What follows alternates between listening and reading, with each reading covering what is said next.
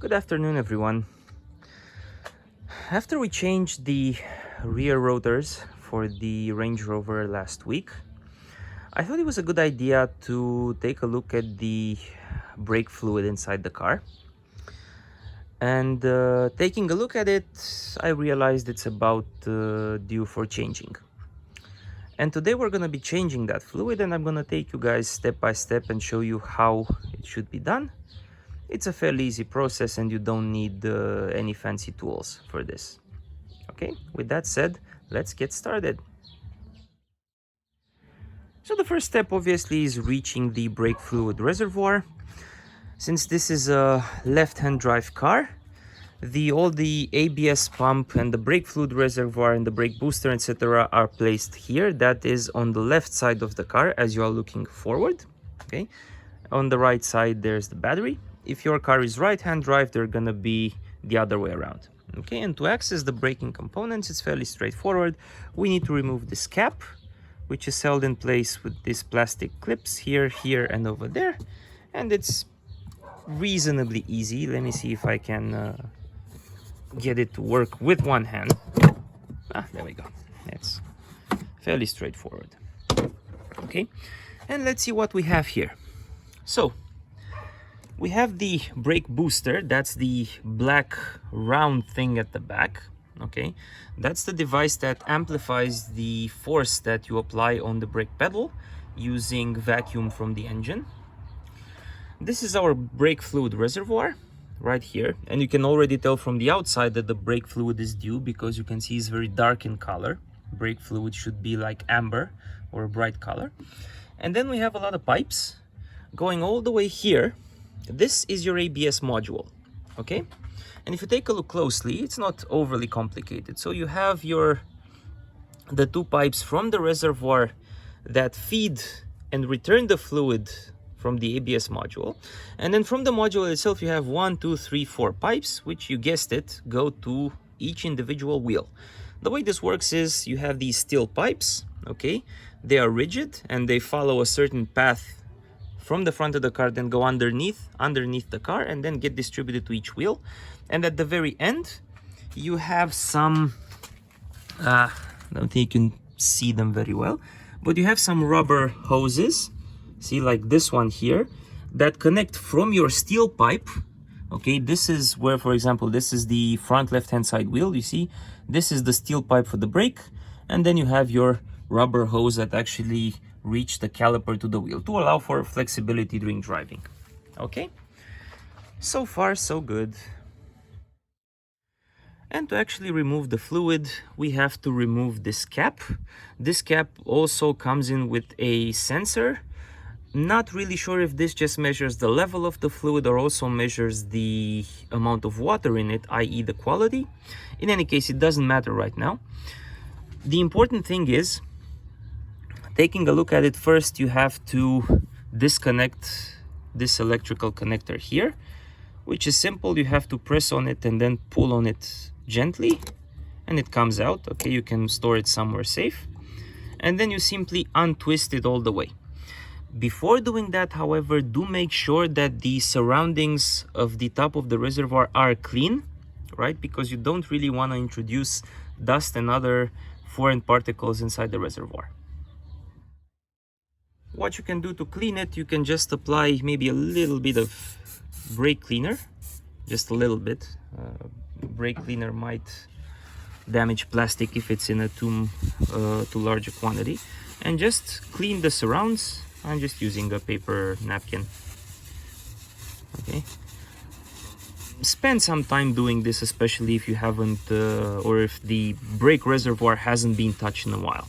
Okay, and when all that is done, straightforward, just uncap this, right, spin, and then it eventually comes out. Just gonna leave it here for a moment. You see there's also that yellow filter, which you can remove. We will be removing it.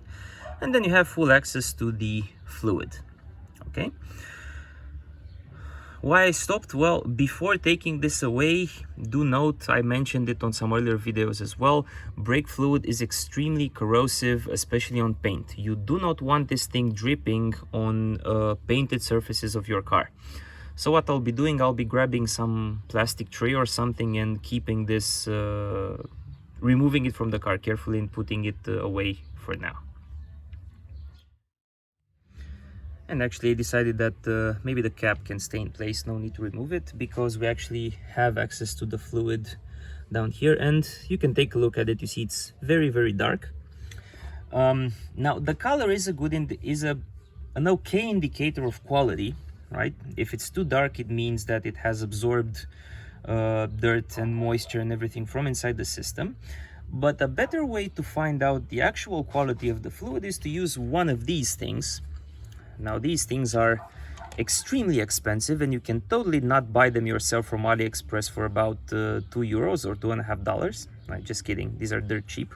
Okay, I bought this one from AliExpress for $2.50, and this is just a small device which you need to power using a AAA battery, and it has this small cap which you remove. Okay, and what you need to do is you need to insert the two tips into the fluid, press the button on the top, and check the status on these LEDs. So let's see what it says. Okay, it is in the fluid right now, you see. And if we maybe it's not, it's supposed to be, there we go. Yeah, it wasn't submerged properly. You see, so I have one green and two yellow, and that means that the water concentration in the fluid is between 2 and 3%.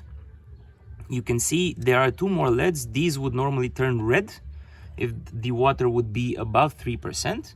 So quality wise, it's what I have right now here is okay, right? It's not extremely bad, but we will be changing it anyway due to age.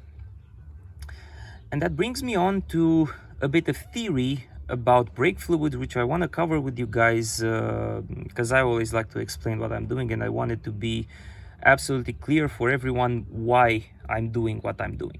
Okay, so buckle up for some boring theory. So brake fluid is a kind of fluid that needs to solve two problems.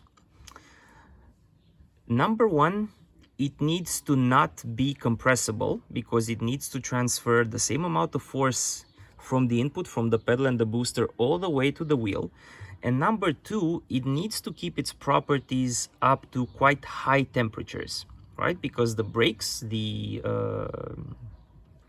caliper, the pads, the rotors, etc., get hot as you brake, especially if you apply the brakes repeatedly or from very high speed. Okay, and that excess of temperature also reaches the brake fluid, obviously. And why is it important that the brake fluid doesn't boil at too lower temperatures? Well, think about it, right? What happens if the fluid would boil? Well, it would just form bubbles of air inside the pipes, and the bubbles of air are compressible. So if you would start having air inside your pipes, you would suddenly press the pedal, and the car would stop braking, or would not brake as hard as you wanted to, because instead of just translating all the force to the wheel, you will be spending a lot of it simply compressing the bubbles.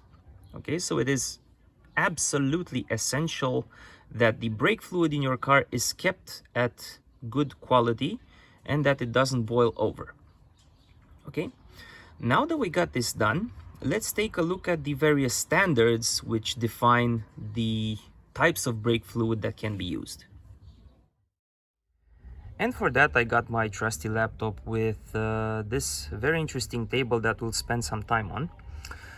So brake fluid matches to a number of standards depending on the market. For the American market, it tends to be labeled with DOT. This stands for Department of Transportation, etc., etc. Brake fluid ranges from excluding the older ones, let's say it starts from .3 for modern cars, all the way to .5.1. One important thing to mention is this one, .5. You see down here where it says base components, all of these are based on glycol ether plus additives, except the .5 one, which is based on silicone. Okay, never ever ever put .5 in your car unless the manufacturer explicitly states that you must. .5, as far as I know, is made more for military applications. It's a kind of fluid that keeps its properties well in time, right? And in American vehicles, which tend to be kept in storage for a long time, that's good. But it's not in use on commercial or usual vehicles. So again, unless your manual for some reason states this, do not under any circumstance put .5 brake fluid in your car. Okay, moving on to the other ones, let's focus on .3, .4 and .5.1. okay, the dot standard covers the temperatures, the boiling points of the fluids. As the number after the DOT rises, so do the boiling points. If you take a look here, it says that .3 has a dry boiling points of a minimum dry boiling point of 205 degrees Celsius and a wet boiling point 140. For .4, it's higher, 230 degrees Celsius dry and 155 wet. The same for class 6. We'll get to actually class 6, sorry, that's for different standard. It's called .4 plus, super .4, it depends. We'll focus on this later because this is what we'll actually be using in our car. And for the best one, .5.1, it's the highest values. A minimal dry boiling point is 260 and minimal wet boiling point is 180. Now that I mentioned dry and wet boiling points, let's spend some time to explain what they mean. Now, brake fluid, the one that's based on glycol, is what's called hygroscopic. That's with a G, not with a D, so hygroscopic. What that means is that by design, it absorbs water and moisture, and it does that to prevent the rusting of your internal steel from the pipes and the brake components, and to also keep dirt in suspension inside the fluid and not let it deposit inside the pipes. The problem is, as the system absorbs moisture, and it does because it's never 100% sealed, that water, which boils at 100 degrees Celsius or 212 degrees Fahrenheit, I'm with the Celsius scale, so if I make any mistake, I'm sorry, but it's 212 as far as I remember, okay, will bring down the boiling point of the entire fluid. And as I explained later, the lower the boiling point of the brake fluid, the worse it is. So you never want to have water in your brake fluid above a certain percentage, okay? And that certain percentage, which is the critical level, is 4%. Now, when they give you on a bottle of brake fluid, when they give you these numbers for dry and wet, what they mean is the dry boiling point is when the brake fluid is brand new, never used, and you're putting it in your car for the first time. And the wet boiling point is the fluid with precisely 3.7% water inside it. Okay, so to apply this, let's say for .4, it means that when it's brand new, it's guaranteed to be at least 230 degrees boiling point. But after it has absorbed 3.7% water in it, it's guaranteed to be at least 155 degrees Celsius. Okay, maybe more, never less. But just take a look at how much of a difference just 3% water inside makes it, right? So from 230 down to 155. Okay, so again, these values do suggest that it's absolutely critical that you replace your brake fluid on time. And what does on time mean?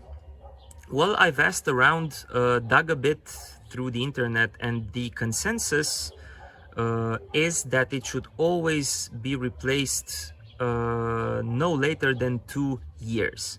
Okay, it doesn't really have a limit on mileage. It has a limit on time because it absorbs water no matter if it's driving or if it's staying. So 2 years is the absolute limit when you should change your brake fluid. In the case of our car here, I know it's been changed precisely the summer from 2 years ago, so we're right on time for a change. And to get more to the point, notice that this table has a few more entries which have to do with viscosity, right? Now, the DOT standard doesn't impose any limits on viscosity. And as you can see, for example, between DOT 4 and what's called, though not standard, either DOT 4 Plus or Super DOT 4 or DOT 4 Class 6, whichever, there's a big difference in viscosity, nearly half, okay? DOT 4 is up to 1800 square millimeters a second viscosity, and the Class 6 one is 750, so that's even less than half. The European standard, or maybe the international ISO standard, defines it more clearly, and this is this one, ISO 4925, which has different classes which match the boiling points of DOT but also cover viscosity. So for the DOT 4 Plus, which is what we'll be using, we actually have a class specifically made for this, which is ISO 4925 Class 6, which has the same boiling points as the normal DOT 4, but the viscosity is reduced. And this viscosity is very important, especially in winter driving, because the ABS pump tends to have some very narrow passages, and when it gets really cold, you know, fluids become more viscous as the temperature drop. And if the viscosity is too high, then your ABS pump might not be able to push them through the pipes all the way to the wheels. Which is why you need, on certain cars, they actually ask for lower viscosity, specifically in the manual. Now, for this application, for our Range Rover, the manual clearly says that you should use a fluid of class 4925 Class 6, which means that this, as well as some other German manufacturers, require you to use the low viscosity DOT 4 brake fluid. Just for fun, if you take a look at DOT 5.1, the actual viscosity for 5.1 is not much higher than DOT 4 Plus. So in theory, at least, you may as well use DOT 5.1, which is better quality. It's a bit more expensive. But in my case, I'll just be using a low viscosity DOT 4. Okay, so be very careful with this. Don't use the normal DOT 4. Pick a low viscosity DOT 4. Depending on the manufacturer, it can have various names, but it should always comply to ISO 4925 Class 6. And what I actually chose for our application is made by ATE. It's the same company from which I bought the rear rotors. And let's take a look at what this actually says. So if you take a look here, it says that the dry boiling point is 265 minimum. Okay, so it is higher than the minimum required of 230, that's good. The wet boiling point is minimum 175, so clearly higher than the 155 minimum of the standard. And this is the SL.6. This actually complies with the ISO 4925 Class 6. Okay, so this fluid is compatible with our car. It's made by a brand that specializes in braking components. It's a well-known OEM brand for German cars, so we should be fine using this. Right, so much for the theory on what brake fluid to use. Now let's go over how the brake fluid actually needs to be changed. So let's get over the basics. For Disco 3, Disco 4, Range Rover Sport, the first generation, you'll need about 2 liters of brake fluid. Just one quick mention here, it is, I won't say recommended, I would say it's downright mandatory that when you replace brake fluid, you always use brand new brake fluid, okay? It's not expensive, the brake fluid itself, and you don't really want to use brake fluid that you opened a while ago and that you just kept in storage, because that has absorbed moisture inevitably over time. You also don't really want to use even brand new brake fluid that's older than a couple of months. This one was made, I remember checking, not sure if it's written on the label somewhere, but in any case, it's just a couple of months old, so it's okay, right? And the way that the brake fluid change is done is as follows. You need to drain the brake fluid from each wheel caliper, starting with the wheel furthest from the ABS pump all the way to the wheel nearest to the ABS pump. A bit more theory here. This used to be the case in older cars when you didn't have ABS pumps, that the reference point was always the brake fluid reservoir, and the theory said you always start with the wheel furthest from the reservoir and go all the way to the wheel closest to the reservoir. Quick mention here, because it's really important, the distance that they refer to is not necessarily a direct line from that to the wheel in question. It actually has to do with the distance in the length of the pipe. Okay, so when they say, when you want to choose the order for your car, what you need to do is you either choose the reservoir or the ABS pump, if your car has ABS, and you would normally need to check, so you need to spend some time here, check underneath the car and get an estimate of the length, the actual length of these pipes to each wheel, to be able to tell with which wheel you need to start and with which wheel you need to finish. So what I meant to say, for example, is take a look at this, okay? In this application, the furthest wheel is the rear right, second furthest is rear left, third furthest, i.e. second closest, is front right, and then the closest is front left. Okay, in this case it's intuitive, but it may be, for example, that the pipes, let's say, have a weirder circuit. Let's imagine, for example, that they go all the way over there underneath the car, all the way to the back, and then one goes to the right, and then one goes back to the left. Just imagine. Okay, in that case, the furthest wheel to start with would be the rear left, because the longest pipe from the ABS module is to the rear left, because it goes from there underneath the car and going back there. Okay, so again, not necessarily the straight line from the pump to the wheel determines which is the farthest and which is the closest. If the manual doesn't tell you, or you don't know, spend some time and try to estimate the length of the pipe so you can choose which wheel to use. Right, moving on. And the first step that we need to do is we need to remove as much brake fluid as we can from the reservoir down to the level marked minimum, which is right down here. I'm not sure if you guys can see it, but it is written here, min.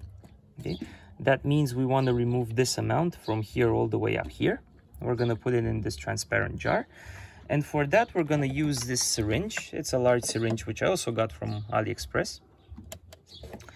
And fairly straightforward, just stick the tube in and pull, and we're gonna get as much as we can. Might need to try a number of times,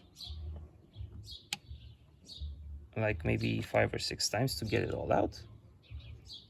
But reach the minimum and stop there. Do not pull more, because the reservoir should always, i.e. under any circumstance, it should always have fluid above the level labeled minimum.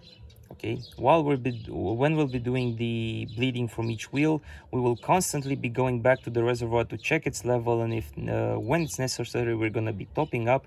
Don't ever let the fluid drop below minimum, because then there's a risk of getting air bubbles in the system, and that can cause a lot of issues, up to and including having to restart the bleeding procedure all the way from the start. Okay, so we keep pulling out all the brake fluid until we reach that minimum level. I'm done. I have removed the fluid all the way to the minimum, and here's a small comparison.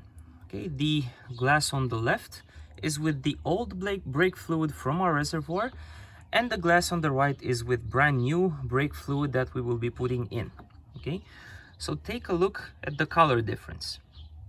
Okay, one other thing that you can do at this point, you can use that small brake fluid tester that we used before, and you'll see that with this one it'll just say 0% because it's brand new and it has no water in it, and with that it'll say whatever percentage of water you actually have in the system.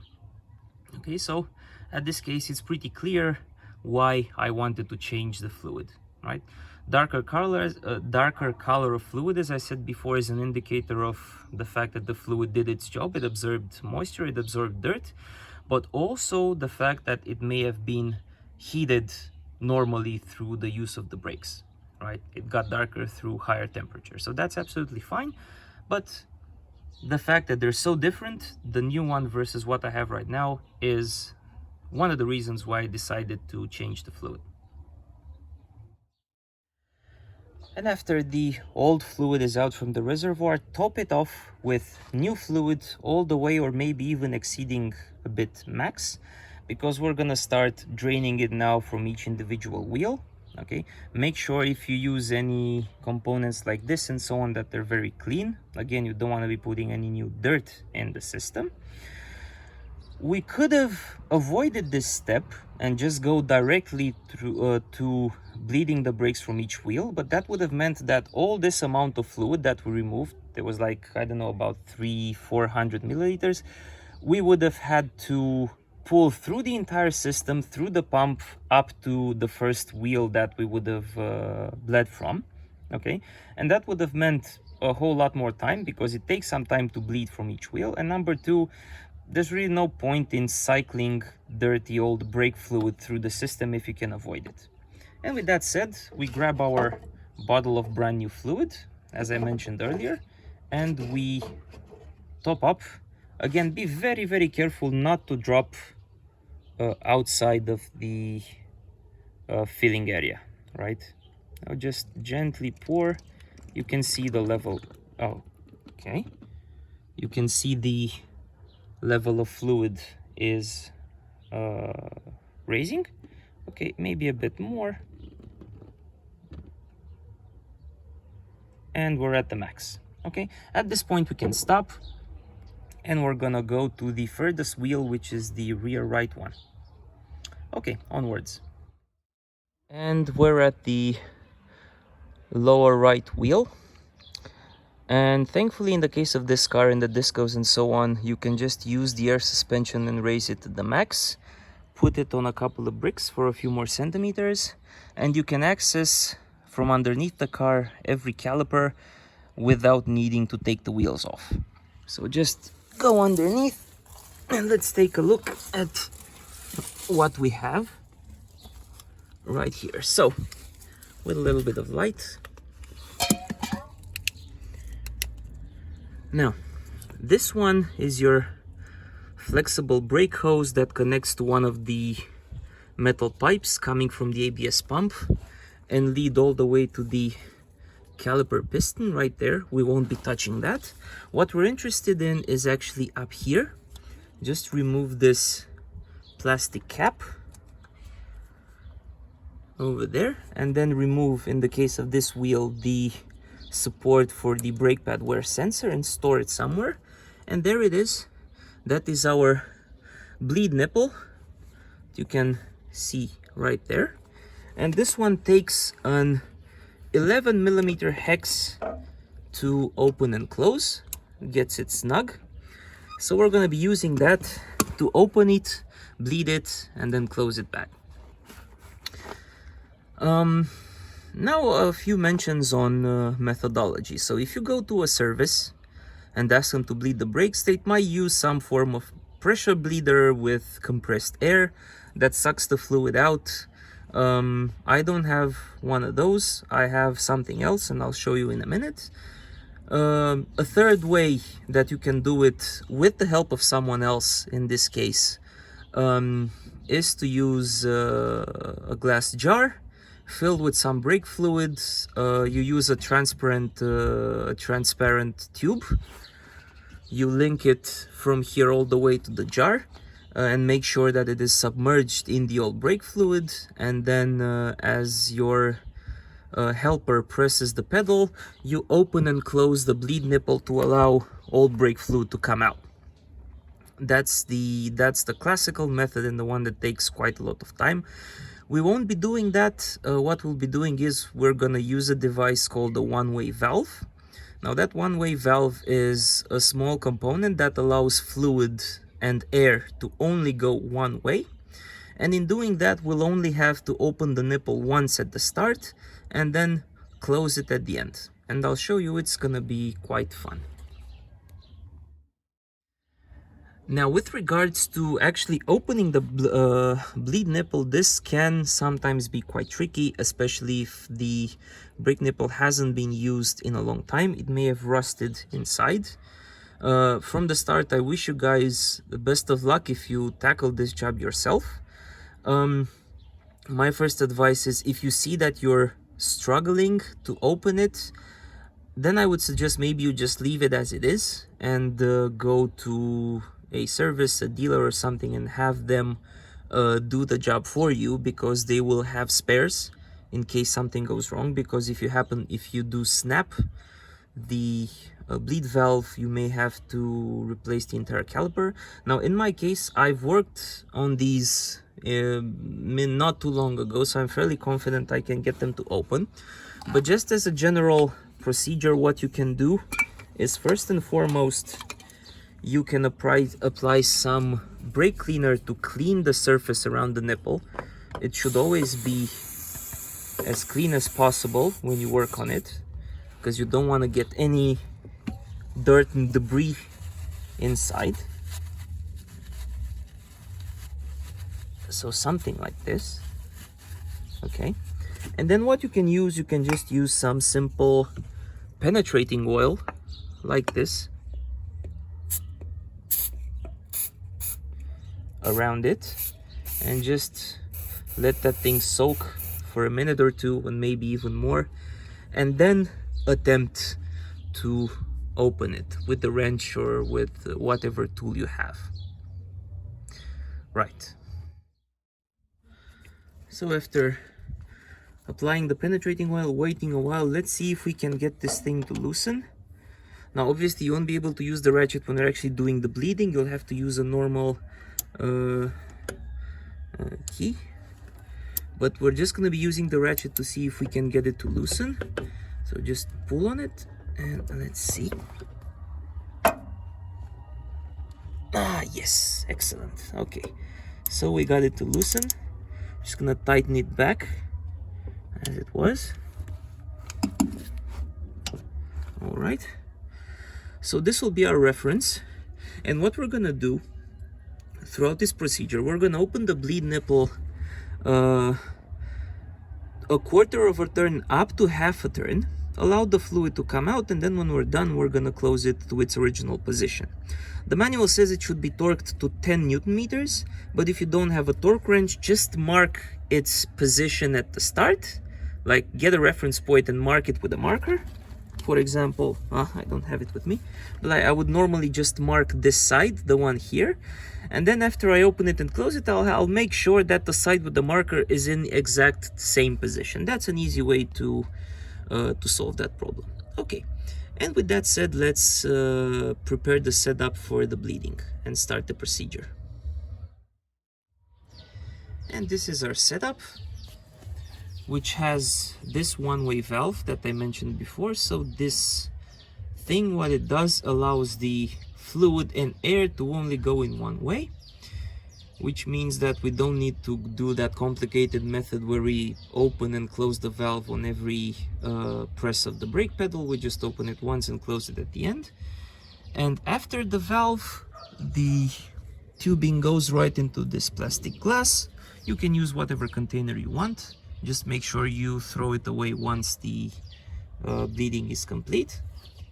And with that done, I don't know if you can see it, but I have marked this side with red, both down here and on the bleed nipple itself. And now we need to open it using our 11mm key. Like I said, quarter to half a turn until fluid starts coming out. Okay, shouldn't be long now. There you go. You're starting to see some fluid come out, but we're gonna open it a bit further.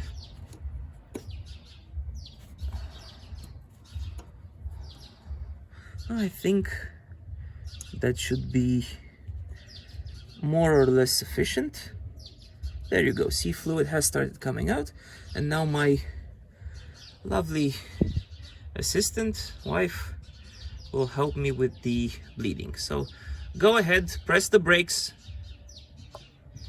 See, and as she presses and releases the brakes, the brake pedal fluid just starts to come out.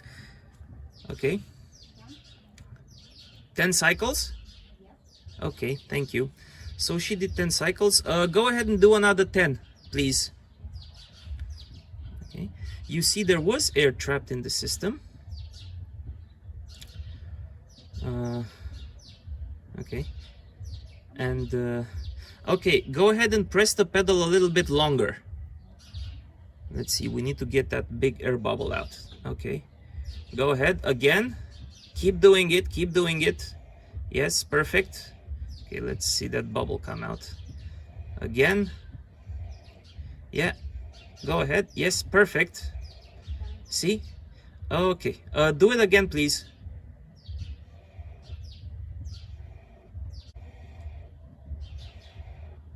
Okay. Okay, you can stop now, thank you. And as you can see, there was that big air bubble. It got out and it didn't come back in. The fluid that we got out is draining inside the glass, which is perfect. And now what we're gonna do, we leave the system as is and go to the front of the car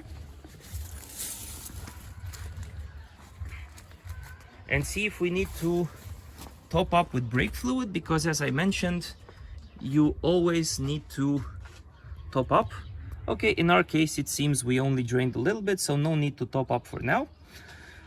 So we're gonna go back. We keep repeating the procedure of pressing the brake, draining the fluid, and then topping up here as long as we need, until the fluid coming out from the wheel is that amber color, which indicates that it is new fluid and no longer the old dirty one.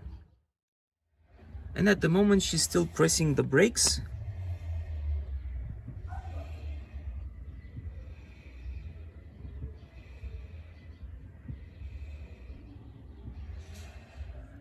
Okay, it's a bit difficult to check the change in color, but the important thing is, as I said, that it appears there are no more air bubbles on this side, so that's perfect. We don't really care what happens after the valve, but you can see how the fluid is coming out, and you can actually hear the bleeding as it happens.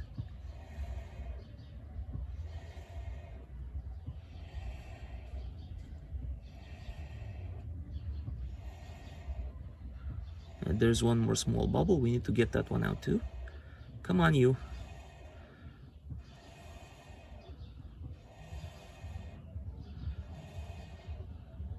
Yeah, that's one. That's a stubborn one. Doesn't want to get out.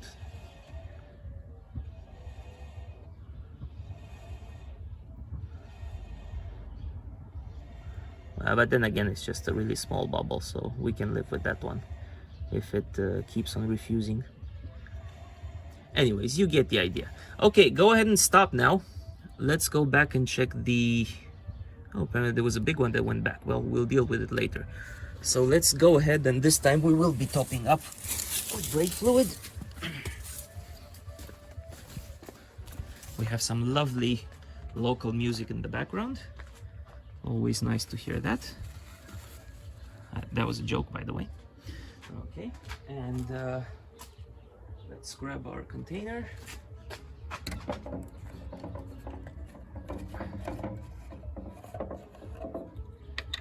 Okay, this is the open one. Yep. And let's top up. You can see that the level has dropped. It's approaching minimum. So now is a good time to top up with fresh fluid. Don't top up too fast, because you might spill on the side. There you go. You can see the level rising, which is what we want.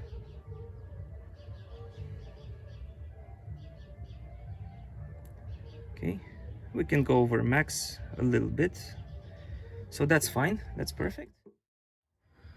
Okay, and go ahead and press some more, please.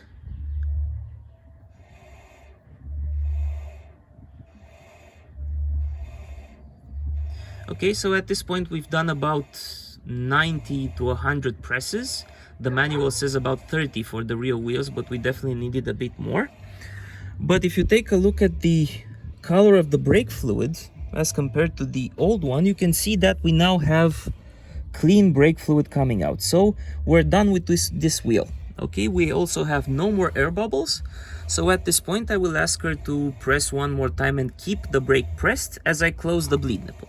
Okay, go ahead and stop and keep the pedal pressed, please. Thank you. Okay, and at this point, we're done with this wheel. Go ahead and close the bleed nipple until you reach that marker.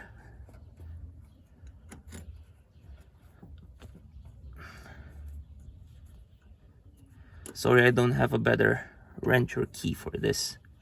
It's a bit of a struggle, but it gets the job done. Let's see, are we close? Okay, this is the side we're interested in, so we're very close. Just a little bit more.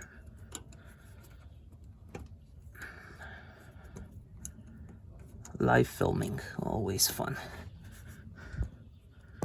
And we've nearly aligned it, as you can see. So that side to that marker.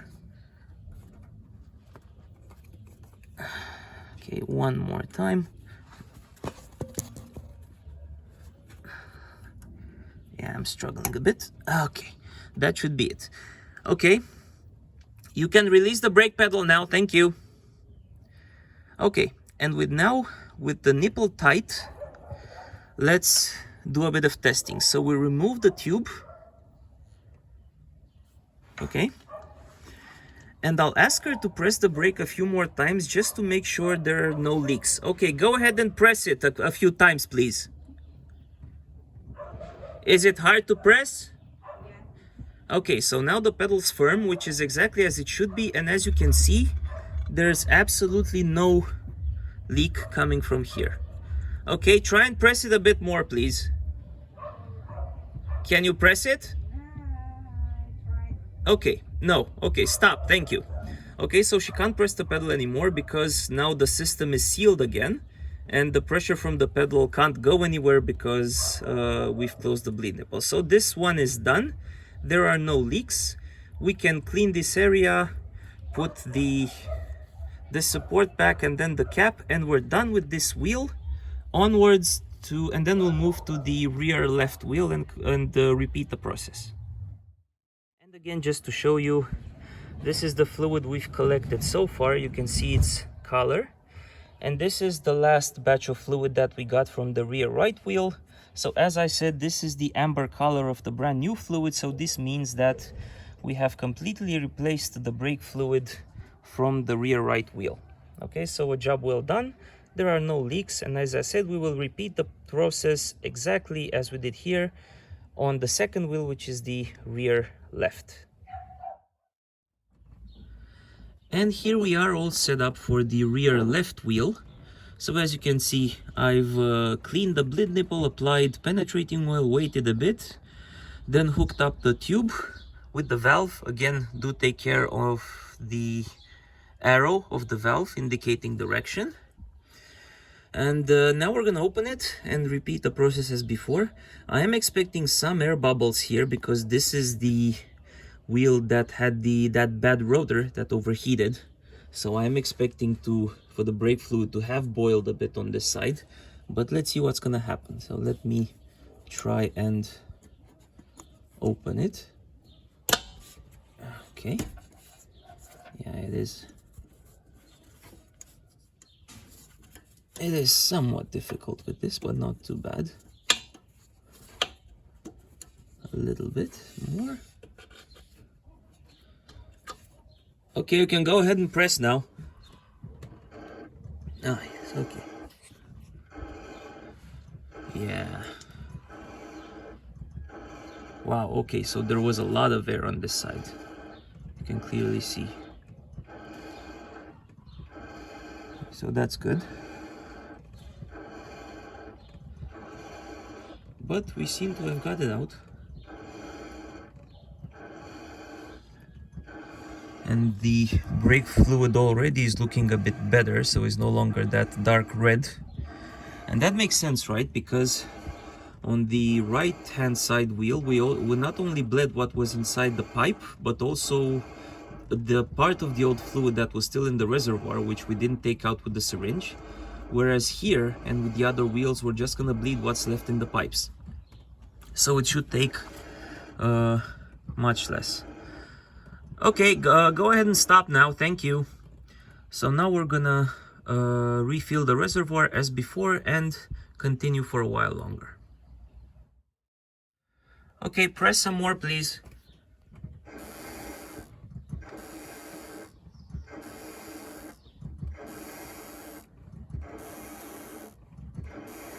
So there's still air inside, see?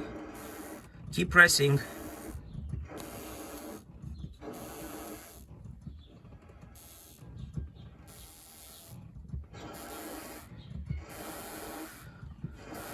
Okay, stop and press the pedal.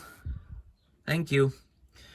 Okay, so we only needed about 30 to 40 presses this time for this wheel, which is as we've expected, and the color of the fluid again indicates that we have new fluid on this side. So we're gonna go ahead and just close the bleed nipple now.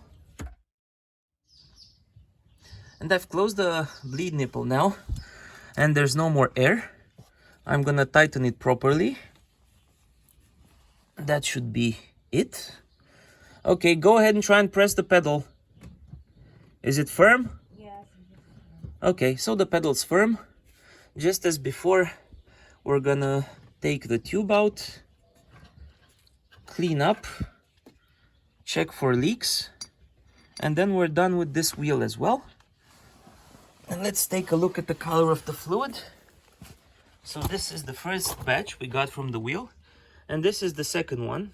So if you can compare them, see side by side, see clearly there was old fluid that needed removing. So the rear left side is all done. We're gonna move on now to the front right wheel, the third one in succession.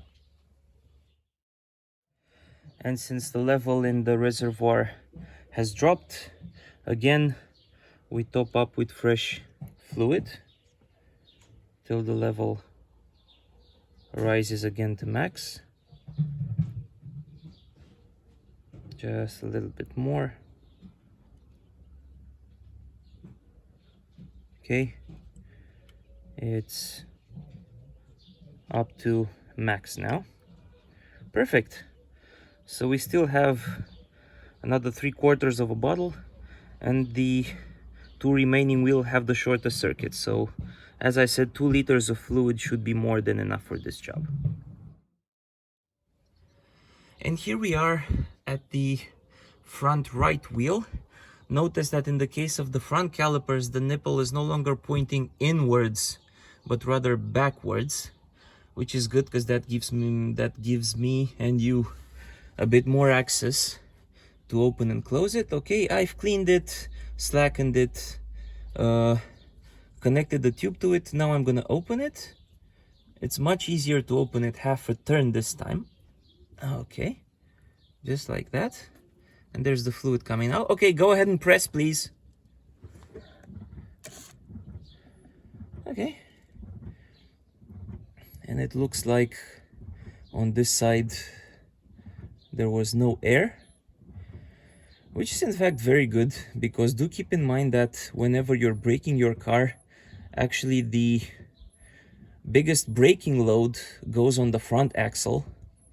So I don't know, something like 80% of the car's weight when you brake shifts towards the front axle. So the most work is done by the front axle. And it's very good to see that there were no air bubbles here. Okay, at the front, because the circuit from the ABS pump is short, we don't really need to make that many brake presses to replace the fluid. Okay, stop. Okay, and the fluid looks pretty good. Let's go ahead and top up some more and finish on this side as well. We're now at the last wheel, the front left one. We've cleaned up and tightened everything back at the front right one. No leaks, just as before, everything is okay. Just one thing to point out here, since the front left wheel also has the brake pad wear sensor, Just as it was in the case of the rear right wheel, after you remove this cover, also take out the support for the sensor and tuck it away on the side until you're all done. Afterwards, just as before, repeat the process. So clean, apply some penetrating oil, open the bleed nipple, bleed the brakes, and then we are done. I'm not gonna film this because it's effectively exactly the same process as with all the other three, and I'm gonna jump directly to the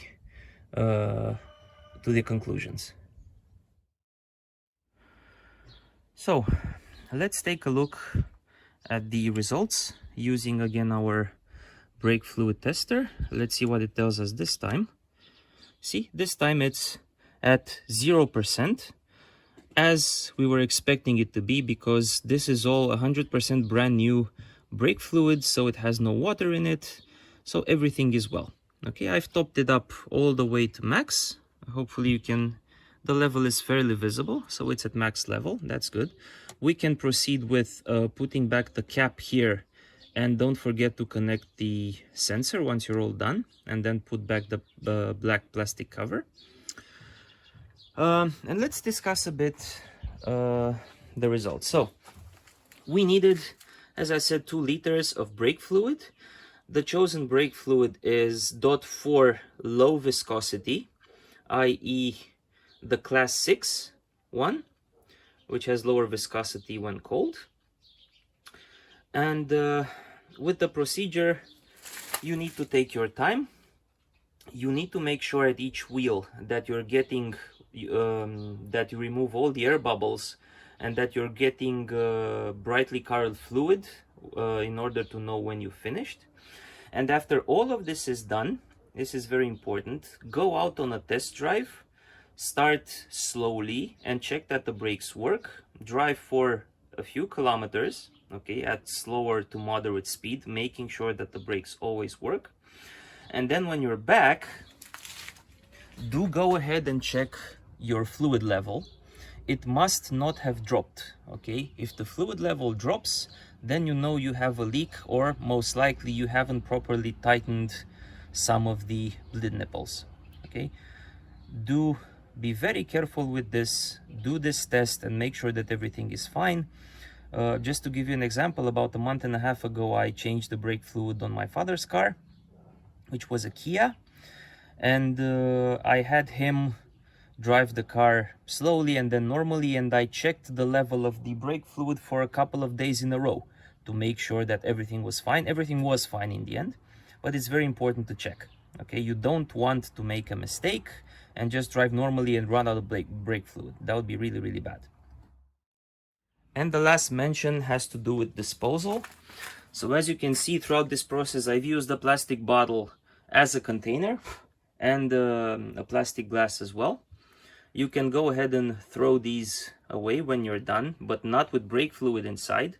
What I strongly recommend is you just use the original containers with brand new fluid and you fill them up with the old fluid, and then take them out for recycling or take them to your local mechanic, whichever option suits you best.